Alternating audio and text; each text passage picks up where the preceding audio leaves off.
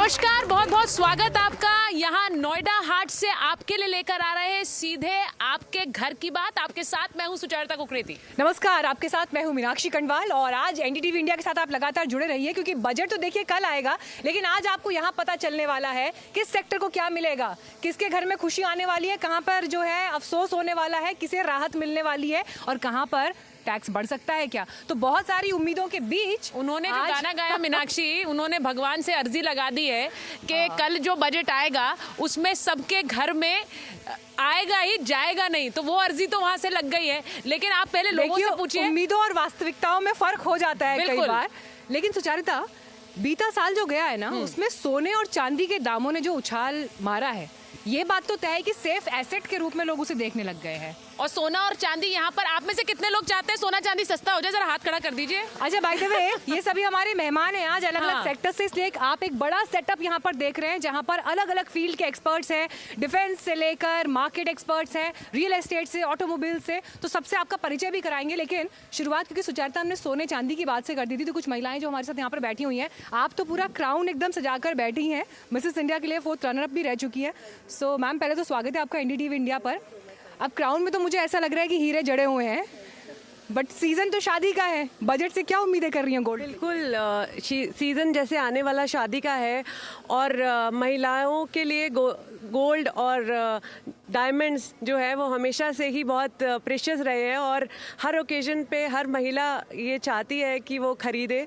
और शादियों के सीज़न में तो हर एक दुल्हन और फैमिली मेम्बर्स के लिए बहुत इम्पोर्टेंट है, तो हम चाहेंगे कि इसमें हमें कुछ टैक्सेस में रिलीफ मिले। अब देखिए, आप यहाँ पर रिलीफ की बात कर रही हैं, लेकिन भारतीय परिवारों के पास 34,600 टन सोना यानी करीब 500 लाख करोड़ का सोना है। और उसके बीच एक्सपेक्टेशन इस बार बढ़ इसलिए गई है क्योंकि 167% चांदी 2025 में और सोना बढ़ा है 75%। और इसीलिए सेफ एसेट के रूप में महिलाएं भी देख रही हैं, मुझे लगता है पुरुष भी देख रहे हैं। जिनके पास घर में सोना है उनकी चांदी हो गई है। तो जिनके पास सोना उनकी चांदी, और जिनके पास चांदी वो और भी ज्यादा, जैसे मीनाक्षी ने फिगर्स बनाई, चांदी पर तो और ज्यादा मुनाफा हुआ है। तो जरा जल्दी से एक बार जरा जल्दी से पूछ लेती हूँ, सोना चांदी सस्ता हो ये उम्मीद है इस बजट से?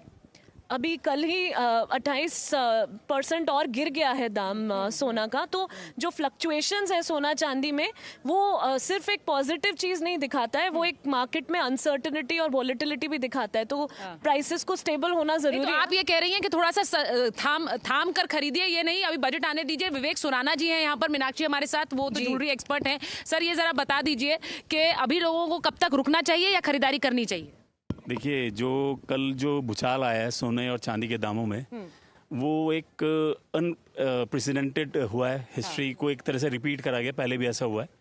मगर लेकिन मेरी एक एडवाइस रहेगी, एसेट है ये, इट्स एसेट, और ये देश के लिए भी एक एसेट के रूप में ही है। सर, इसीलिए मैंने तो सेफ एसेट कह दिया। Safe asset. आप देखिए, $4 ट्रिलियन का हमारे पास एसेट है, हाउस होल्ड।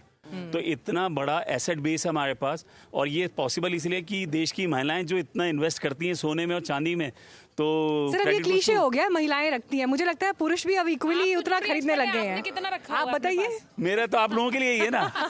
हम आप लोगों की सेवा में ही है कि आप लोग जितना लेंगे उतना हमारा भी बढ़ेगा ही बढ़ेगा, हम भी कुछ ना कुछ तो कमाएंगे।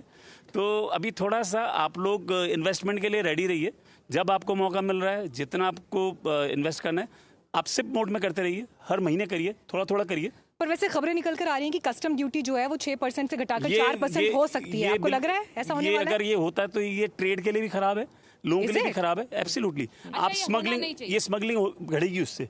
अगर प्राइस डिफरेंस इंटरनेशनल प्राइसेस में और डोमेस्टिक में अगर ज्यादा होगा तो स्मगलिंग ज्यादा होगी, और उसको रोकने के लिए तरीका यही कि आप उसका इतना डिफरेंस ना रखिए इंटरनेशनल डोमेस्टिक प्राइसेस में। क्योंकि भारत में जो है सोना चांदी ज्यादा निर्यात किया जाता है, तो कस्टम ड्यूटी घटती है, तो उसमें सोना चांदी सस्ता होता है। जी आकाश जिंदल जी। हाँ, मेरे हिसाब से तो कस्टम ड्यूटी पे चेंज आएगा। जहाँ तक स्मगलिंग की बात है, आज 30 साल पहले से वक्त बहुत डिफरेंट है, सर्वेलेंस डिफरेंट है, मॉनिटरिंग डिफरेंट है। तो अब स्मगलिंग का डर नहीं दिखाया जाना चाहिए। जहां तक सोने और चांदी की बात है, दर्शकों को क्लियर कट बता दूं, मैं आकाश जिंदल इकोनॉमिस्ट क्लियर बता रहा हूं, चांदी से प्लीज दूर रहें। चांदी को प्रोफेशनल्स के लिए छोड़ दें, क्योंकि चांदी इतनी वॉलेटाइल है देसी भाषा में कहूंगा चांदी आपको बहुत सर। चोट मार सकती है। नहीं, चांदी का आप ये बात तो कह रहे हैं, सबसे लेकिन ज्यादा उछाल की चांदी पे तो था। मैं कह रही हूँ परिवारों में नहीं, चांदी की तो इंडस्ट्रियल डिमांड भी हो गई है। और आप ये देखिए चांदी का 50% से ज्यादा इस्तेमाल सोलर पैनल, EU बैटरीज में और चिप्स बनाने में हो रहा है। और इसीलिए सुचरिता एक बार जरा ऑटोमोबाइल सेक्टर की तरफ भी चल लेते हैं। हाँ, बिल्कुल, बिल्कुल। क्योंकि वहां पर क्या होने वाला है इस पर बड़ी निगाहें टिकी मुझे हुई है लगता है सबकी। कि वो बहुत ज़रूरी भी है हमारे साथ क्योंकि बहुत सारे एक्सपर्ट्स जुड़े हुए हैं। सर, ऑटोमोबाइल इंडस्ट्री, अब सोना चांदी की तो हमने बात की है, यहाँ पर बहुत से लोग चाह रहे हैं कि वो थोड़ी महंगी गाड़ियाँ खरीद लें, वो इस बजट के बाद सस्ता हो पाएगा। भाई कौन कौन ले पाएगा BMW, ऑडी? जी, मोहित पिछले- कुमार डागा जी। जी सर। Thank you। पिछले 1 साल में ऑटोमोबाइल सेक्टर के लिए और मैन्युफैक्चरिंग सेक्टर के लिए भी काफ़ी बदलाव आए हैं। जैसे कि आपने देखा होगा जब GST के दरों में घटाई की गई थी, वहाँ पे सबसे ज़्यादा फायदा जिन क्षेत्रों को हुआ था उनमें से एक ऑटोमोबाइल था। साथ ही ये जो EU के साथ फ्री ट्रेड एग्रीमेंट की बात चल रही है, जो लगभग पूरी हो चुकी है और इस साल में आ भी जाएगी एग्जीक्यूशन में, उसमें भी लगभग 2.5 लाख कारें हर साल EU से लग्जरी टाइप की इंडिया में इंपोर्ट होने की छूट हो गई है। लेकिन सर लग्जरी गाड़ियां खरीदता कितना फीसदी ये भारतीय है, तो इसलिए जो आम गाड़ियां हैं जो कि लग्जरी ब्रांड्स नहीं होंगी वो भी विद इन रीच हो पाएंगी इस बजट के बाद? जी, इसमें तो कहना मुश्किल है। GST से जो बदलाव आया उसके बाद सरकार के पास बहुत ज़्यादा जगह नहीं है इसमें टैक्स में कटौती करने की, लेकिन 2 चीज़ों पे सरकार कुछ कर सकती है। पहला चीज़ है जो EV पे EV गाड़ियों में बढ़ रहे हैं, तो EV पे कोई सब्सिडी देने की बात सरकार कर सकती है। देखिए वो नहीं, मीनाक्षी इलेक्ट्रिक व्हीकल्स की बात की है, और इलेक्ट्रिक व्हीकल्स पर्यावरण के लिए तो अच्छी है, लेकिन महंगी उनको उनकी दरें थोड़ी कम हो। वो सुचरिता एक बार हिमानी के पास चल लेते हैं। हिमानी इन्फ्लुएंसर भी हैं और फाइनेंशियल एक्सपर्ट भी हैं, लेकिन हिमानी अभी बात तो यहाँ पर गाड़ियों की चल रही है। गाड़ियों में इंटरेस्टेड हैं, कार्स, लग्जरी कार्स? देखिए EV गाड़ियों में तो इंटरेस्ट नहीं है, बट हाँ मैं उसके बारे में बात कर सकती हूँ। लेकिन आपको लगता है कि अभी कल के बजट में अगर कुछ राहत मिलती है इलेक्ट्रिक व्हीकल्स के लिए, क्योंकि अब सरकार की प्रायोरिटी में भी है, तो you are looking forward to it? देखिए बिल्कुल होना चाहिए, क्योंकि पहले EV पे सब्सिडीज़ मिलती थी वो बंद हो गई थी, और उसके बाद अब लोगों के लिए डीजल और पेट्रोल की गाड़ियाँ लेने का कोई पॉइंट नहीं है। हम ग्रीन टेक की तरफ जा रहे हैं, अच्छे इन्वायरमेंट की तरफ जा रहे हैं, और साउथ ईस्ट एशिया, इंडिया जैसी कंट्री तो सबसे ज़्यादा अफेक्टेड है। तो EV तो लोगों को जब तक आप पुश नहीं करोगे ना कि लो, तब तक लोग इतना ज़्यादा बढ़ चढ़ के लेंगे नहीं। सुचरिता आप प्लान कर रही हैं क्या नई गाड़ी खरीदने के लिए? देखिए यहाँ पर आप मैं तो सोच रही हूँ आपसे पूछ लूँ, राय ले लूँ आपकी। घर के प्लान सारे, अब इनको हमने बुलाया इनके घर के प्लान्स खुलवाने के लिए, आप मेरे घर के प्लान्स मत खुलवाइए। लेकिन जैसा उन्होंने कहा कि इलेक्ट्रिक व्हीकल्स, महंगी गाड़ियाँ, ये सब लोग खरीदें। डॉक्टर साहब, नेक्स्ट गाड़ी कौन सी खरीद रहे हैं आप? नहीं, गाड़ी में इन्वेस्टमेंट करना मुझे लगता है बहुत अच्छा तरीका नहीं है, बिकॉज जितना सारा डिप्रिसिएशन होता है तो गाड़ी की वैल्यू बहुत कम हो जाती है। तो घर में इन्वेस्ट करो, गोल्ड में करो, सिल्वर में करो, और हेल्थ में करो। और हेल्थ में करो, बहुत इंपॉर्टेंट है, हेल्थ में करना बहुत इंपॉर्टेंट है। नहीं, मैं हेल्थ की बात करूंगी। मीनाक्षी, एक बार जरा ये बड़ा जरूरी है कहना कि हम लोग सब अपने घरों में देख रहे हैं कि जो अंतर्राष्ट्रीय बाजार है और अंतर्राष्ट्रीय जो परिस्थितियां हैं वो कैसे बदल रही हैं। जो टैरिफ की एक मार, बार बार ट्रम्प टैरिफ की हम बात करते रहे हैं, तो उस टैरिफ की मार के चलते इस बार कहा जा रहा है गोला बारूद पर ज्यादा ध्यान देगी ये सरकार। तो वो तो मुझे लगता है कर्नल सिंह और कर्नल राठौर ही बता सकते हैं कि गोला बारूद पर कितना ध्यान देगी इस बार सरकार। सर, डिफेंस बजट को लेकर आपको क्या लग रहा है? अगर आप मुझे इजाज़त दें, आप गाड़ियों की चॉइस मांग रहे थे, मेरी चॉइस होगी कि मैं गन टोअर व्हीकल कराज खरीदूं। अच्छा, क्या मेरी चॉइस होगी कि स्कानिया गाड़ी खरीदूं जो मेरी बोफर्स गन को टो करती है। आप जब हीरे जवाहरात की बात कर रही हैं, मेरा जो हीरा है वो राफेल है। मैं चाहूंगा देश उसे खरीदे।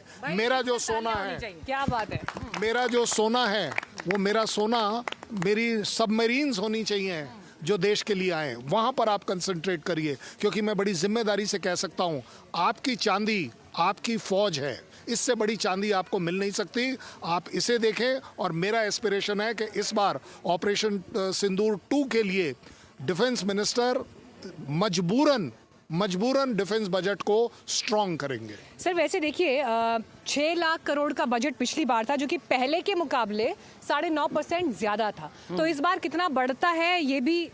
6,81,000 करोड़, 6,81,000 करोड़ सर। तो अब देखना होगा कि कल के बजट में रक्षा क्षेत्र के लिए क्या निकल कर आता है। लेकिन सर आज मैं जितनी मीडिया रिपोर्ट्स देख रही थी, सब चेक कर रही थी, उसमें ये पता चला कि 70% हार्डवेयर हम अभी इम्पोर्ट करते हैं। आत्मनिर्भर भारत की दिशा में जब ये बात हो रही है कि आप रक्षा उपकरण भी देश में बनाएं, इस दिशा में खुद को आत्मनिर्भर बनने के कदम से हम कितना दूर हैं और कल के बजट से आप क्या उम्मीदें कर रहे हैं? सरकार किस तरह का प्रोत्साहन दे सकती है इस दिशा में? कल के बजट में हमारी सबसे बड़ी उम्मीद ये है कि जो हम बजट में इंक्रीमेंटल इंक्रीज करते हैं, 10% का क्रीपिंग करते हैं, ये बंद होना चाहिए, क्योंकि आप भी जानती हैं कि उसमें इन्फ्लेशन भी शामिल है, उसमें डेप्रिसिएशन ऑफ रुपी भी शामिल है। तो जब आप वहाँ लोकसभा में अनाउंस होता है उस समय सब ताली बजाते हैं, जब घर में आके कैलकुलेट करते हैं तो लगता है कुछ भी नहीं मिला। तो 10% का इंक्रीज प्रीवियस बजट से कोई मतलब नहीं होता है। दूसरी जो यार्ड स्टिक सबसे बड़ी है, जिसके बारे में सभी डिफेंस एक्सपर्ट और इकोनॉमिस्ट भी कहते हैं कि भारत को अब टाइम आ गया है अपनी जीडीपी का 2.5% रक्षा पर खर्च करना है। और बात यह है कि आज हम ऐसे मुहाने पे खड़े हैं जहां साउथ एशिया में और इंडियन ओशन रीजन में बड़ी अशांति है और भारत एक जगह एक तरीके से अकेला पड़ गया है विरोधियों के सामने। पाकिस्तान, चीन, बांग्लादेश सारे थ्रेट आ रहे हैं। और इसीलिए सर हम बार बार ये कह भी रहे हैं कि इस बार का जो बजट होगा वो सिर्फ देश में जो आंतरिक रूप से चुनौतियां उस पर आधारित नहीं होगा, बल्कि जो जियोपॉलिटिकल डायनेमिक्स हैं उनसे भी काफ़ी हद तक प्रभावित होगा। एफडीआईज को लेकर सर मैं आपसे सवाल पूछना चाह रही हूँ। डिफेंस सेक्टर में एफडीआई को लेकर 49% अभी मौजूदा रेट है, इसे 70% या 74% तक ले जाया जा सकता है, ऐसी एक्सपेक्टेशंस को लेकर मीडिया रिपोर्ट कर रहा है। आपको क्या लग रहा है, ये और बढ़ाया जाएगा या बढ़ाया जाना चाहिए? देखिए, डिफेंस सेक्टर अपने आप में एक पैसा कंज्यूमिंग पार्ट है।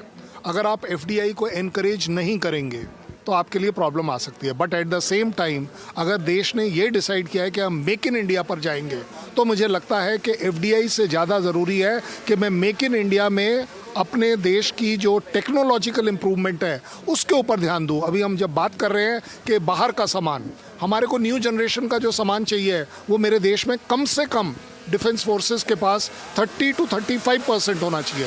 आज की तारीख में हमारे पास 15% है। ये जो 15%, 50% का जो डेफिसिट है वो कहाँ से आएगा? मैं कहूँगा आज साम दाम दंड भेद, अगर आपको इस समय एफडीआई से भी मदद लेनी पड़ती है तो आपको लेनी चाहिए। आपको अपने डिफेंस सेक्टर को कर्नल सिंह, मुझे ऐसा लगता है जब आप ये बात कहते हैं, हम सब जो है अपने घर में टेलीविजन के माध्यम से, एनडीटीवी इंडिया के माध्यम से देखते हैं कि किस तरह से ग्लोबल परिस्थितियां बदल रही हैं। आप सबको लगता है ये कि डिफेंस पर खर्चा बढ़ना चाहिए इस देश में?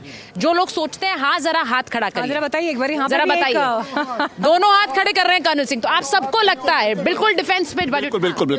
मेरा ये मानना है कि डिफेंस पे एलोकेशन बढ़ना चाहिए। इकोनॉमिस्ट होते हुए कहता हूं मैं, इकोनॉमी तो हम लोग चला लेंगे, प्रधानमंत्री साहब और उनकी टीम ने इकोनॉमी को बहुत अच्छे लेवल पर पहुंचा दिया, बट इकोनॉमी कब चलेगी? जब हम सुरक्षित होंगे, जब सीमाएं सुरक्षित होंगी। जो यूएस ने वेनेजुएला के साथ किया है, ईरान के साथ जो करने की बातें हो रही हैं, आज सुरक्षा जरूरी है। हम सुरक्षित रहें तो बढ़ जाएंगे, ग्रोथ हो जाएगी। तो सबसे पहले मैं इकोनॉमिस्ट होते हुए कहता हूं, डिफेंस पे एलोकेशन आप डबल कर दीजिए। आज जो है हम सब हमारी सेना के साथ है, हमारी सरकार के साथ है, डिफेंस रहेगा। एलोकेशन पर सर हरलीन वहां पर गाना चाह रहे हैं, वो जो आप लोगों ने सोना चांदी पैसे की इतनी बातें कर दी हैं, तो हरलीन भी जरा जज्बातों से भर गए हैं। तो Harleen over to you, Harleen, over to you. या एक पंजाबन दिल चुरा के ले गई, हाय सोना सोना दिल मेरा सोना, सोना सोना दिल मेरा सोना, एक पंजाबन दिल चुरा के ले गई, हाय सोना सोना दिल मेरा सोना, दिल मेरा सोना।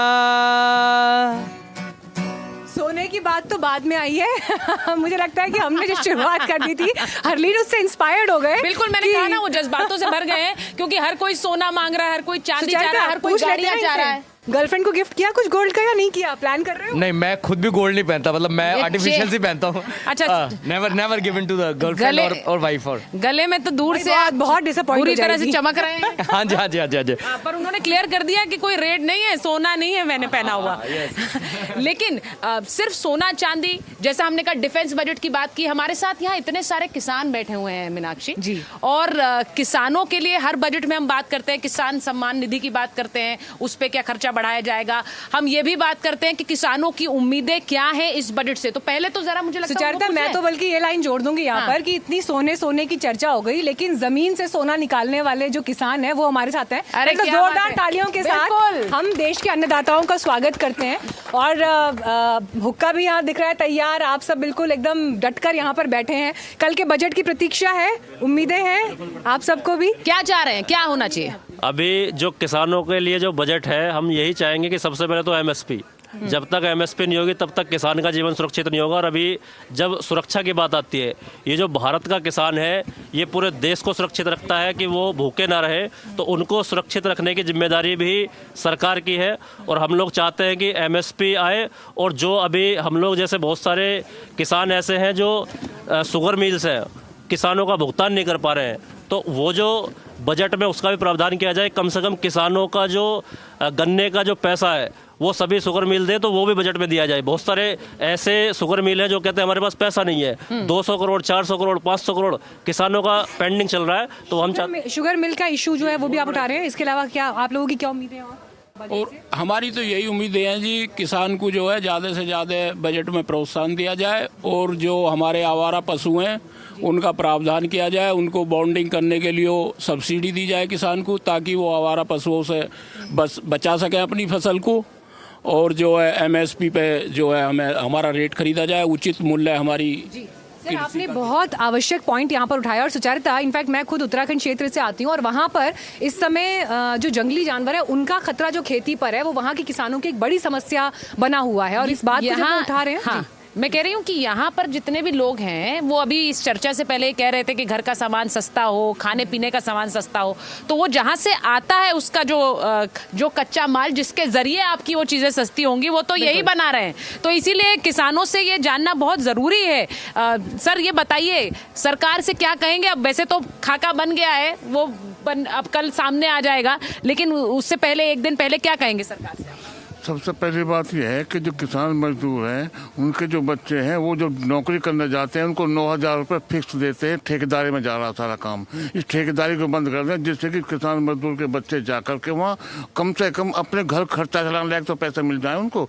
8 घंटे 12 घंटे ड्यूटी लेते हैं और केवल 9,000 10,000 रुपये देते हैं। ये सरकार का सबसे पहला काम है कि मजदूर को और मजदूर दबाया जा रहा है, गरीब को, और जो अमीर है अमीर को बढ़ाया जा रहा है। ये सरकार बजट में ये सबसे पहला काम देखना चाहिए कि कैसे चल रहा है काम। सर आप भी बताइए, आपकी क्या उम्मीद है? मैं समझता हूँ कि जब दीपावली थी तो जीएसटी का उपहार देके भारत के प्रधानमंत्री जी ने सबके घर में बजट की एक सौगात दी थी, और हमारे जो खाद्य पदार्थ हैं वो बहुत कम कीमत पे हमें मिले थे, जो खुशी का माहौल था। और अब होली आने वाली है तो मैं निश्चित ही समझता हूँ कि एक हमारे प्रधानमंत्री जी निश्चित ही हमें ऐसा उपहार देंगे जिसमें किसानों के बीच खुशी की एक लहर आएगी।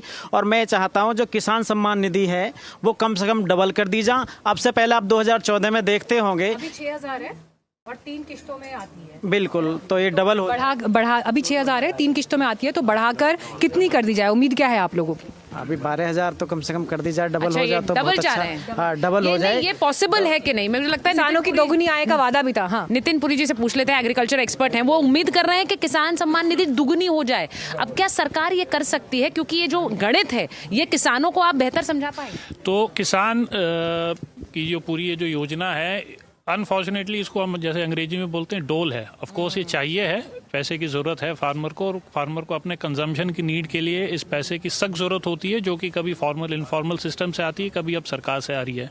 लेकिन मैं मानता हूँ कि इन डोल से ज़्यादा ज़रूरी एक बहुत बड़ा मुद्दा है जिसको हम ध्यान नहीं दे रहे हैं।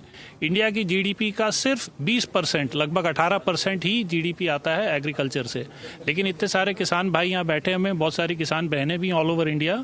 50% of India's work force is in agriculture. तो ऐसा क्यों कि 50% लोग सिर्फ 20% जीडीपी दे पा रहे हैं? कुछ तो गलत कर रहे हैं हम।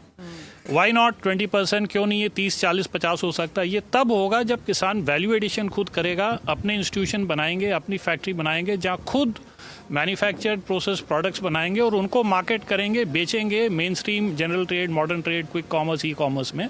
तो इस तरह की चीज़ों के लिए 2 चीज़ें सरकार ने ज़रूर करनी चाहिए। एक तो rural infrastructure for farmer producer companies. Farmer producer companies बहुत बनी हैं पिछले 3-4 साल में, लगभग 15,000 कंपनियां बनी हुई हैं, लेकिन इनकी संख्या भी बढ़ाने की ज़रूरत है, इनका इंफ्रास्ट्रक्चर बढ़ाने की ज़रूरत है, पहली बात। दूसरा, इन प्रोडक्ट्स को बाजार तक लेके जाने के लिए जो प्राइवेट कंपनीज हैं जो कोलैबोरेट और पार्टनर कर सकती हैं किसानों के साथ, उनको इंसेंटिवाइज और बढ़ावा देने की ज़रूरत है। आज हम लोग सब लोग कंज्यूमर हैं, हम 100 रुपया खर्च करते हैं, किसान को सिर्फ 25 रुपया मिलता है। मैं ये नहीं कह रहा हूँ कि किसान को 100 में से 100 मिल जाएगा, लेकिन 25 का 30 क्यों नहीं हो सकता, 40 क्यों नहीं हो सकता? वो तब होगा जब value addition, processing, marketing, branding और डायरेक्ट टू कंज्यूमर होगा। उससे फिर ये जो किसान सम्मान निधि की हम जो समस्या से आपने शुरू किया था, ठीक है, वो thank you sir for your expert comment. Sucharita, अभी हमने खेती की बात कर ली, किसानी की बात कर ली, लेकिन खेतों से निकलकर सामान जब बाजार तक पहुंचता है, और देखिए यहाँ पर नोएडा हाट में ये पूरा बाजार इस वक्त आपको यहाँ दिखाई भी दे रहा है, और अलग अलग प्रोडक्ट्स भी हैं, कपड़ों से लेकर जो घर की ग्रॉसरी की चीज़ें हैं, वहाँ बर्तन है, उधर किचन का सामान है। किराना की बात कर ले सुचारिता, किचन में अब किचन के बजट की बात भी होनी चाहिए। अरे वो ऐसा बजट है जो हर किसी से जुड़ा हुआ है। तो यहाँ पर महिला सिर्फ ये कहना कि घर का भी बजट, बात नहीं है। डॉक्टर साहब के घर का भी बजट उन्हें बनाना पड़ता है। यहाँ पर आकाश जिंदल जी टैक्स एक्सपर्ट, भले ही दूसरों के टैक्स बनाए, लेकिन उन्हें भी अपने घर का बजट बनाना पड़ता है। लेकिन आई एम श्योर कि उनको भी उस बजट की तैयारी करनी पड़ती होगी।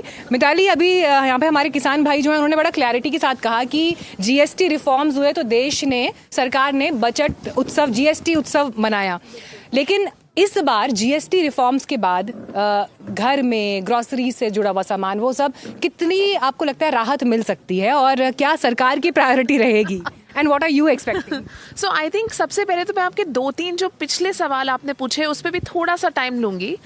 सबसे पहले तो मुझे लगता है कि इस बार जो बजट आएगा उसका सबसे एक इम्पॉर्टेंट थीम रहेगा इकोनॉमिक सिक्योरिटी। सर ने डिफेंस सिक्योरिटी की बात करी, ऑफ कोर्स ये इकोनॉमिक सिक्योरिटी का एक बहुत इंपॉर्टेंट हिस्सा है, लेकिन जब हम देख रहे हैं जियोपॉलिटिक्स में और पूरे दुनिया में, पूरे विश्व में क्या हो रहा है, तो आज हमें अपने ग्रोथ रेट को सेफगार्ड करने की बहुत ज़रूरत है कि हमारी ग्रोथ कम ना हो जाए। और इकोनॉमिक सर्वे 7% के ऊपर जो है इकोनॉमिक सर्वे ने दिया है, और इकोनॉमिक सर्वे ने कल यही कहा है कि हम अच्छे ग्रोथ पे चल रहे हैं, लेकिन अगर बाहर की स्थिति और ज़्यादा अनसर्टन होती गई तो फिर वो हमें भी पिंच करेगा। और यही चीज़ रिलेटेड है हमारी किचन इकोनॉमिक्स में और हमारे जीएसटी में।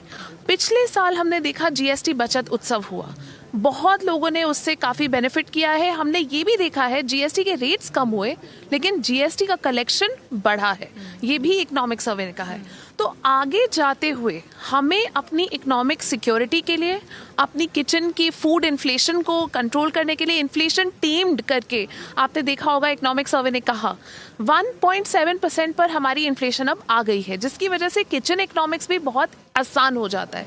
लेकिन इन सब को आगे बचा के रखने के लिए एक बहुत बड़ी कड़ी है जिस पे अभी हमने बात नहीं करी, और वो है ऑयल प्राइसेस।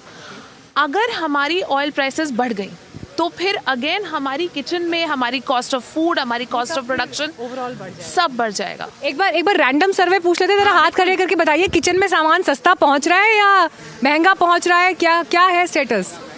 सस्ता है, सब महंगा है, बहुत महंगा है। नहीं, महंगा अगर पहुंच रहा है तो मुझे ऐसा लगता है कि बहुत से लोगों को ये उम्मीद होगी कि उनकी जेब में पैसा बचेगा। तो इस बार बचत आप कितनी उम्मीद कर रहे हैं? मैं एक बार जरा जल्दी से एक बार लेडीज से पूछती हूँ, क्या आपको लग रहा है? प्रेडिक्शन भी ले लीजिए। प्रेडिक्शन भी ले लेती हूँ, क्योंकि मैम जो है वो न्यूमरोलॉजिस्ट हैं, और वो ये प्रेडिक्शन जरा, जैसा मीनाक्षी ने कहा, जरा बताइए कि कल का दिन भारत के लोगों के लिए, उनके किचन के लिए, उनकी जेब के लिए कितना अच्छा रहेगा।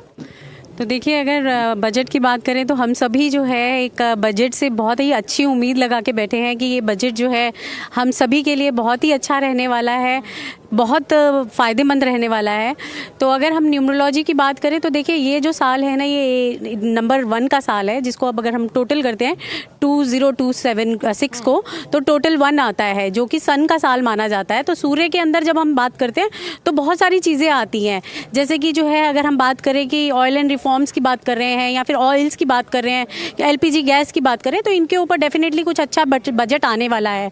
इसके साथ साथ ही अगर मैं आपको बताऊँ तो बैंकिंग सेक्टर और फाइनेंशियल सेक्टर में भी काफ़ी अच्छा जो है बजट को लेकर काफ़ी अच्छा जो है प्रभाव पड़ने वाला है, क्योंकि यह साल जो है वो गुरु का संवत के हिसाब से, आपके विक्रमी संवत के हिसाब से गुरु जो है राजा हैं, और मंत्री जो हैं वो मंगल हैं। इसके अलावा 4 और जो है प्लैनेट्स इस बार फर्क डालने वाले हैं, जो कि है शनि, राहु, गुरु और साथ में केतु। तो इन्हीं चारों जो है प्लैनेट्स का प्रभाव काफ़ी अच्छा दिखने वाला है। यहाँ तक कि बैंकिंग सेक्टर के साथ साथ आपकी रोड्स एंड रेलवेज में भी काफ़ी अच्छा जो है डेवलमेंट होता हुआ और ये सब चीज़ें। नहीं, इन्होंने सारे अच्छे प्रेडिक्शन बता दिए हैं। अगर बजट आपके हिसाब से नहीं आया तो आपको पता है किसे पकड़ना है। ये कल मैम कल भी आएंगी आप। नहीं, इन प्रेडिक्शंस को लॉक कर दिया जाए और कल इनका जो है लिटमस टेस्ट होगा। ऋतु जी, अब आज वैसे आप एस्ट्रोलॉजर के रूप में ज़्यादा प्रेडिक्ट करेंगी या फिर आधी आबादी के रिप्रेजेंटेटिव होने के नाते अपने किचन की तरफ ज़्यादा देखेंगी? कहाँ पर ज़्यादा ध्यान है? बिल्कुल दोनों की तरफ से ही करूंगी, क्योंकि देखिए बीइंग एस्ट्रोलॉजर तो सितारे क्या बोल रहे हैं, हमारी एक्सपेक्टेशंस कुछ भी हो बजट से, हमारी वित्त मंत्री जी से, लेकिन जो सितारों की चाल है ना होगा तो प्रभावित करेगी। जैसा अभी मान्या जी ने भी बताया कि ये वर्ष बृहस्पति का है और हम उसका प्रभाव देख ही रहे हैं कि सोने की दाम में दिन दूनी रात चौगनी उन्नति हो रही है।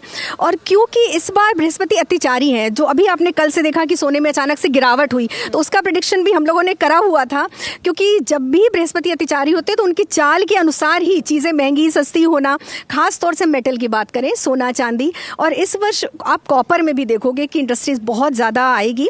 ये जो बजट है 3 चीज़ों पर आधारित मुझे लगता है होना चाहिए कि हमारा स्वास्थ्य, सुरक्षा और शिक्षा, क्योंकि बृहस्पति का वर्ष है तो शिक्षा इस वर्ष आप देखेंगे कि पुरानी यूनिवर्सिटीज़, जैसा कि हम पिछले कुछ वर्षों से देख रहे हैं कि हमारी नालंदा यूनिवर्सिटी दोबारा बन रही है, जो कि हमारे सांस्कृतिक धरोहर रही है हमारी शिक्षा का, और ऐसा कुछ उम्मीद इस वर्ष हम सरकार से ज़रूर कर रहे हैं।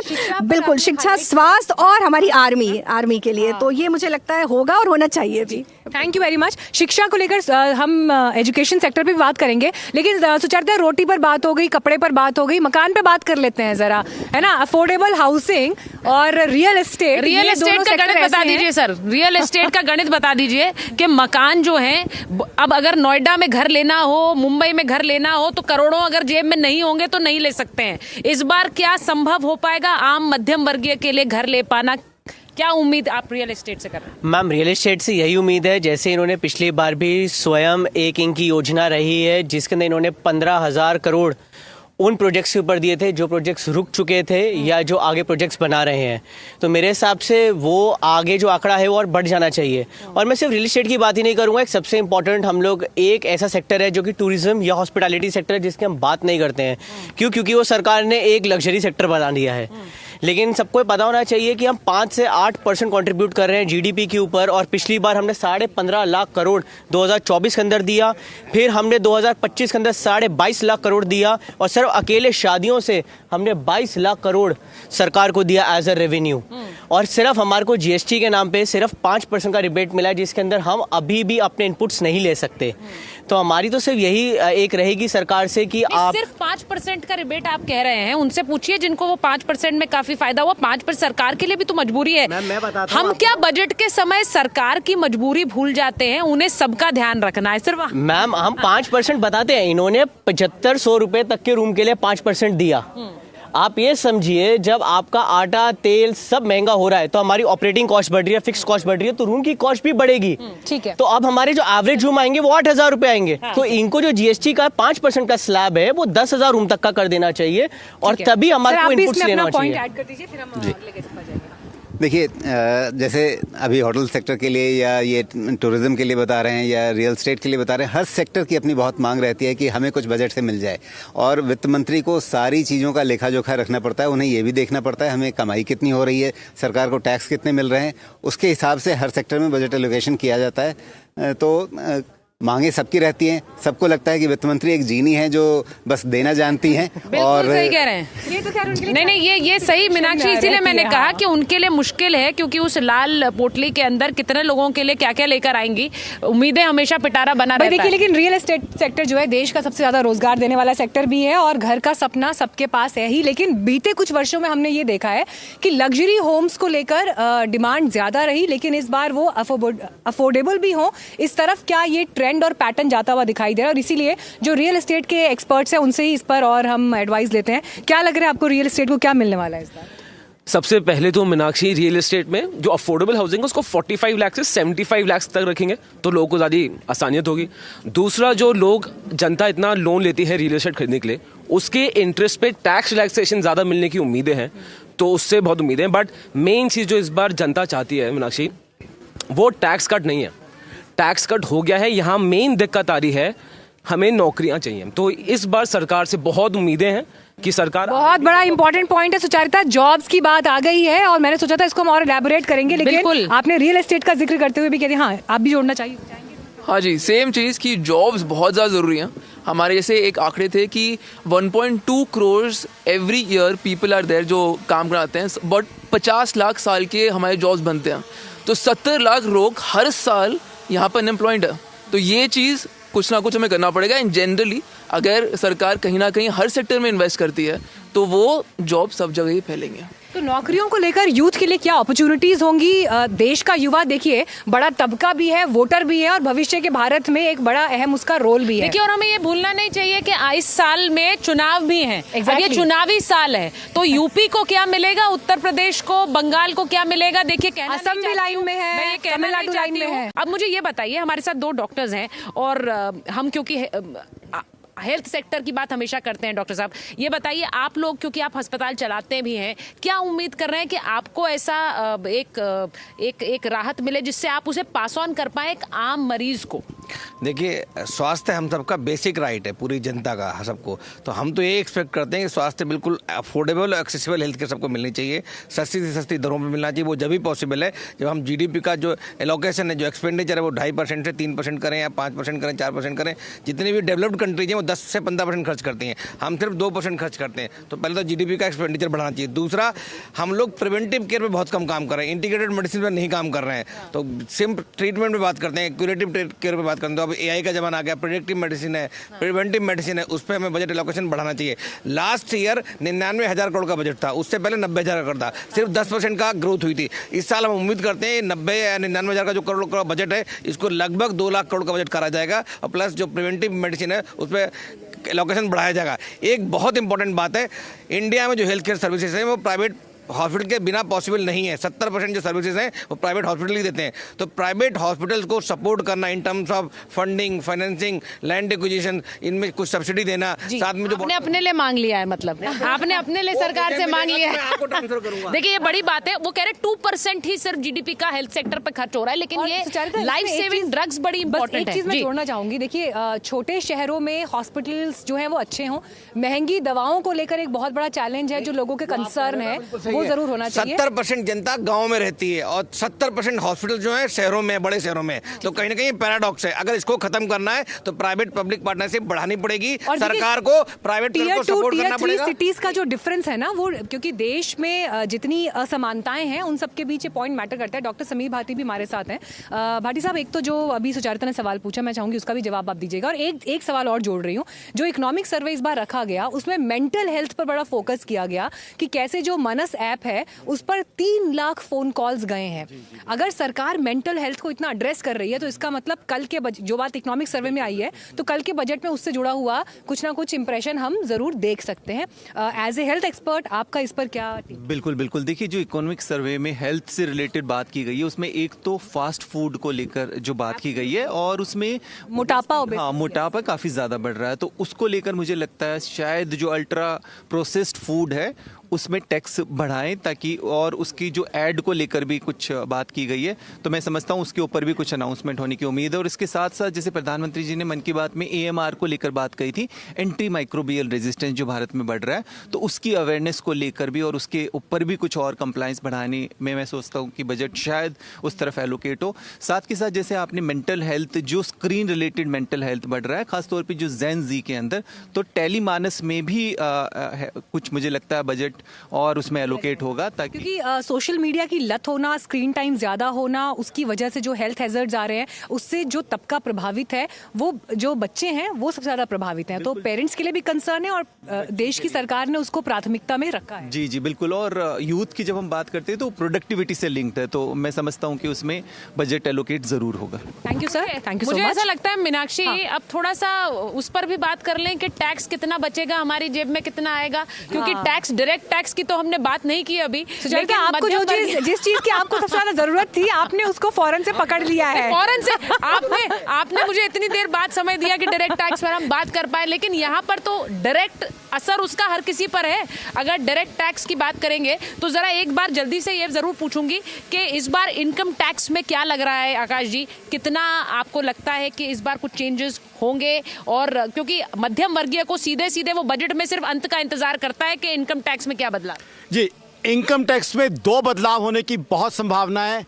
12 लाख तक अगर आप कमाई करते हैं, अभी टैक्स फ्री है, तो 12 लाख 14 लाख होने की संभावना है। तो टैक्स पेयर्स के लिए पहला राह तो ये हो सकता है।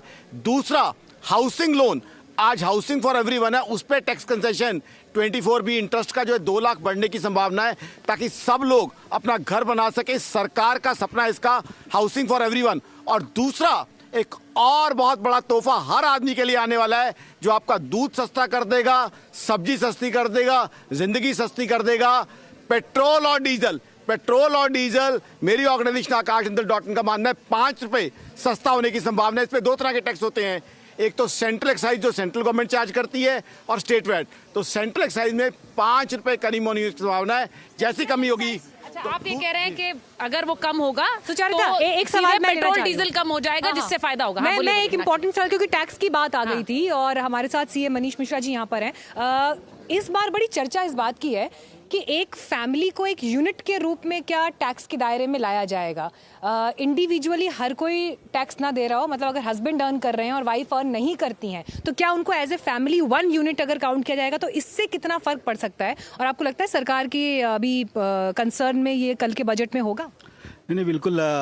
जो हमारे इंस्टीट्यूट ने ही एक रिकमेंडेशन दी हुई है जो फाइनेंस मिनिस्ट्री को, कि उसको एक कपल टैक्स इस बार इंट्रोड्यूस हो सकता है, कि मतलब कि अगर हस्बैंड वाइफ दोनों कमा रहे हैं तो दोनों की इनकम जोड़ ली जाएगी और एग्जेंशन लिमिट को भी जोड़ लिया जाएगा। तो उससे क्या होगा कि एवरेज टैक्सेशन कम हो जाएगा। तो और जैसे कि आजकल क्या है कि लोग अगर वाइफ नहीं कमा रहे तो उसके वैसे भी फर्जी इनकम दिखाते हैं, ITR फाइल कर देते हैं, तो उसको एक फॉर्मलाइज करा जा सकता है और इससे एक ब्रॉडर लेवल पे एवरेज टैक्सेशन हाउस होल्ड का कम हो गया अगर कपल टैक्सेशन आता है तो।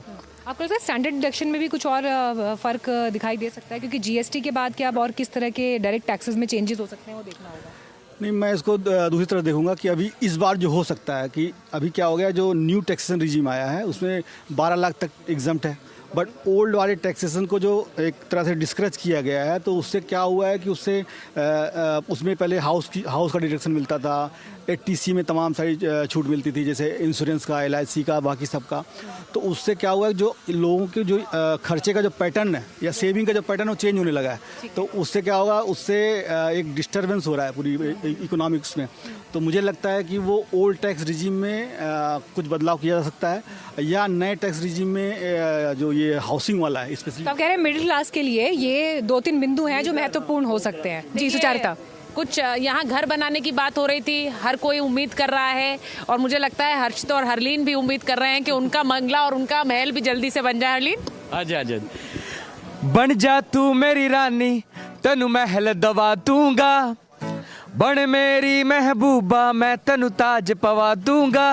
ओ बन मेरी रानी रानी, बन मेरी रानी रानी, शाहजहान मैं तेरा, तनु मुमताज बना दूंगा। बन जा तू मेरी रानी, तनु महल दवा दूंगा। गा गा गा। देखिए, आपने महल की बात की है, मुझे लगता है कि थोड़ा सा हमारे साथ जो कुछ मेहमान हैं उनसे ये भी पूछना ज़रूरी है कि जब हम फाइनेंसेस की बात करते हैं, हम जानते हैं कि देश का एक बजट होता है और एक घर का बजट होता है। तो उस देश के बजट को जब कल निर्मला सीतारमण पेश करेंगी तो उसमें उनके लिए सबसे ज़्यादा ज़रूरी खर्चा करना कहाँ रहेगा, ये ज़रा हमारे दर्शकों को समझाइए। जी जी, देखिए, जहाँ तक इम्पोर्टेंट सबसे है कि देखिए बजट बैलेंस का खेल है। हाँ। और जब हम बजट बनाते हैं तो हमको ध्यान देना पड़ेगा कि वो चाहे जो सेक्टर हो सबको आपको फोकस करना पड़ेगा। तो जाहिर सी बात है, देखिए हमारी जो ग्रोथ रेट है जो एक्सपेक्टेड है वो 7.2% के आसपास है, जो इकोनॉमिक सर्वे उसमें भी इंगित किया गया है। तो देखिए, हमें एक डिफेंस सेक्टर है जहाँ पे बजट जो है बढ़ाने की आवश्यकता है। लेकिन हम एक बात भूल जाते हैं, जब हमारा बजट जो है जब 25 लाख करोड़ का था तो 5% 3% अलग होता है। अभी जब 50 से 55 लाख करोड़ का बजट आएगा वहाँ पर 3% अलग हो जाएगा। तो हमको ये नहीं भूलना है। तो देखिए, इंफ्रास्ट्रक्चर पर जो है हमको फोकस करना पड़ेगा, MSME सेक्टर पर हमको फोकस करना पड़ेगा, हमको किसानों पर फोकस करना पड़ेगा, और सबसे इम्पोर्टेंट यह है कि आपका बजट ऐसा हो ताकि वो ग्रोथ ओरिएंटेड हो। देखिए, अगर आपको विश्व गुरु बनना है और अगर आपको डेवलप्ड इंडिया बनना है 2047 तक, तो आपको सबसे ज़्यादा फोकस करना पड़ेगा कि आपके पास इन्वेस्टमेंट कितना आता है, आपका जो माइक्रो इकोनॉमिक फैक्टर्स वो कितने अच्छे हैं। और उसके लिए मुझे लगता है कि जो हम एक्सपेक्ट कर रहे हैं कि 15 लाख तक का जो है वो फिक्स, इसमें कोई तो है ताम झाम नहीं, जो 15 लाख तक की इनकम है वो टैक्स फ्री होने की एक्सपेक्टेशन है। दूसरा जो स्टैंडर्ड डिडक्शन है वो 1 लाख या 1.25 लाख करने की आवश्यकता है। और इसके पहले के बजट में भी हम लोग एक्सपेक्ट नहीं कर रहे थे कि 12 लाख रुपए तक का जो है एग्जेप्शन हो जाएगा, लेकिन हुआ। तो हम लोग 15 लाख तक कर रहे हैं कि ऐसा हो सकता है। दूसरी बात, मैं एक बहुत इंपॉर्टेंट बात करना चाहूँगा। देखिए, हम बात टूरिज्म सेक्टर की करते हैं, हम बात गोल्ड की करते हैं। तो देखिए, गोल्ड में जो है, क्योंकि मैं एक इकोनॉमिस्ट हूँ, मैं समझ सकता हूँ कि उसमें RBI का रोल है। हर देश का सेंट्रल बैंक जो है गोल्ड खरीद रहा है, तो केवल होम कंजम्पशन की वजह से नहीं है, बहुत सारे माइक्रो फैक्टर्स हैं जो कि वर्ल्ड लेवल पे हैं। डॉलर को हम जो है प्रेशराइज करना चाहते हैं, टैरिफ पॉलिसी है जो है ट्रंप की, उन सबका जो है एक अलग मुद्दा है। इस वजह से जो है सोने की कीमतें में बढ़ रही हैं। लेकिन अगर आप क्रेडिट की आप बात करें तो आपको जो है ज़्यादा जो है MSME सेक्टर पर फोकस करना पड़ेगा। आप जो है कैपेक्स जो एक्सपेंडिचर लगातार बढ़ रहा है, आप जो है जो हमारा क्रॉस इनरोलमेंट रेशियो जो है एजुकेशन सेक्टर में वो लगातार बढ़ रहा है हमारा। अगर आप देखिए तो लगभग 12 करोड़ जो है यूनिक इन्वेस्टर्स आए हैं। तो ये सब बड़े फैक्टर्स हैं जो कि काम कर रहे हैं। और मैं हम यही मानता हूँ कि निर्मला सीतारमण जी जो हर बार वो करते हैं, कुछ अनएक्सपेक्टेड करेंगे और खास करके ग्रोथ पर जो है फोकस ये अनएक्सपेक्टेड क्या कुछ हो सकता है, वो उसके लिए कल तक का इंतजार करना पड़ेगा। लेकिन आज हम उसी का एनालिसिस कर रहे हैं सबसे आसान तरीके से कि क्या क्या होने वाला है। इंडस्ट्री की भी बात कर लेते हैं, बैंकिंग सेक्टर की भी बात कर लेते हैं। जो लोग छोटे उद्योगों में हैं, बिजनेस स्टार्ट करने का सोच रहे हैं, उनके लिए लोन लेना कितना आसान है, क्या उनके चैलेंजेस हैं, और कल के बजट में राठौर साहब क्या होने वाला है? मैं यही अपील करना चाहूँगा वित्त मंत्री जी से कि जो छोटे व्यापारी होते हैं उनको बैंकों से लोन मिलना इतना आसान नहीं होता। उनको अर्जेंट जैसे फ़ंड की ज़रूरत होती है, अपना काम बढ़ाने के लिए होती है, तो उसमें NBFC ही आगे आती हैं और NBFCों को कम फंड मिल पाता है। तो मैं यही चाहूँगा कि उनको भी कुछ फंड अलॉट किया जाए और बैंकों से ईजीली उनको पेमेंट मिलेगी, तो वो आम छोटे व्यापारी तक, वो दुकानदार तक पहुँच पाएगा। क्योंकि छोटा ये बात इस बार बार कही जा रही है कि ईज ऑफ डूइंग बिजनेस को लेकर, जिससे कि अलग अलग उद्योगों को इसका फायदा मिल पाए, इस बजट में कुछ खास घोषणाएं हो सकती हैं। वो बहुत जरूरी भी है। हाँ। क्योंकि उद्योग अगर अच्छा करेंगे मीनाक्षी, तो लोगों के पास भी और उसका मुनाफा, उसका फायदा पॉइंट इसमें ऐड करना चाहती हूँ, एक बार आप उनका पॉइंट ले लीजिए। हाँ, मैं ये कहना चाहूँगी कि महिलाओं के लिए भी, विमेन एंटरप्रेन्योरशिप के लिए इस बजट में मैं रियली होप कर रही हूँ, फिंगर्स क्रॉस्ड, कि महिलाओं के लिए इस बजट में और ज़्यादा प्रोविजंस आए। और एक बहुत बड़ी चीज़ है महिलाओं के लिए, वो है मदरहुड।